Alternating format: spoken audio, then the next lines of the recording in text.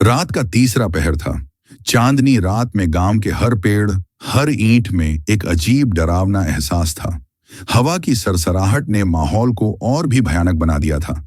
गांव का चौकीदार रहमत खान अपनी लाठी पकड़े धीरे धीरे गांव की गलियों में गश्त कर रहा था। उसकी नजरें तेज थीं और कदम धीरे, जैसे किसी अनजाने डर से लड़ रहे हों। अचानक एक कोने से एक अजीब सी हरकत हुई। रहमत खान ने तुरंत रुककर इधर उधर देखा। कुछ पल के लिए उसकी सांसें थम गईं। उसने खुद को संभाला और कहा, कौन है? सामने आओ। लेकिन कोई जवाब नहीं आया। अभी वह अपनी जगह पर खड़ा ही था कि उसके पीछे हल्की सी फुसफुसाहट सुनाई दी। रहमत खान ने पीछे मुड़कर देखा, मगर वहां कोई नहीं था। उसके दिल में शंका पैदा होने लगी। उसने खुद से कहा, यह मेरा भ्रम है, शायद नींद का असर है। कुछ कदम आगे बढ़ने के बाद उसने महसूस किया कि उसके कदमों के साथ एक और परछाई भी चल रही है। उसके शरीर में ठंड की लहर दौड़ गई। उसने रुककर कहा, कौन हो तुम? अगर इंसान हो तो सामने आओ, और अगर कुछ और हो तो मुझे छोड़ दो।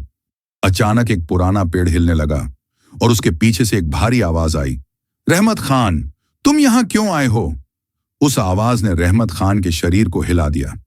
रहमत खान ने कांपते हुए जवाब दिया, मैं यहां गांव की सुरक्षा के लिए हूं। तुम कौन हो? आवाज ने एक जोरदार ठहाका लगाया और कहा, यह गांव मेरा है, यह जमीन मेरी है, तुम यहां क्यों आते हो? रहमत खान का दिल जोर से धड़कने लगा। उसने लाठी को कसकर पकड़ा और कहा, मैं यहां गांव वालों की रक्षा के लिए हूं। अगर तुम्हें कुछ चाहिए तो मुझे बताओ। आवाज ने फिर से कहा, तुम्हें यह गांव छोड़ना होगा, नहीं तो तुम्हारी मौत निश्चित है। रहमत खान ने हिम्मत करते हुए कहा, मैं इस गांव को नहीं छोड़ूंगा। यह मेरा कर्तव्य है और मैं अपनी आखिरी सांस तक इसे निभाऊंगा। इतना कहकर उसने अपनी लाठी से एक वार किया, मगर जैसे ही लाठी चलाई, आवाज ने एक गूंजता हुआ ठहाका लगाया और गांव की हवा में घुल गई। अगली सुबह गांव वालों ने रहमत खान को बेहोशी की हालत में पाया। उसके पास एक कागज का टुकड़ा पड़ा था जिस पर लिखा था, तुम्हारा पहरे का समय खत्म हो चुका है। उस दिन के बाद रहमत खान ने कभी रात की गश्त नहीं की।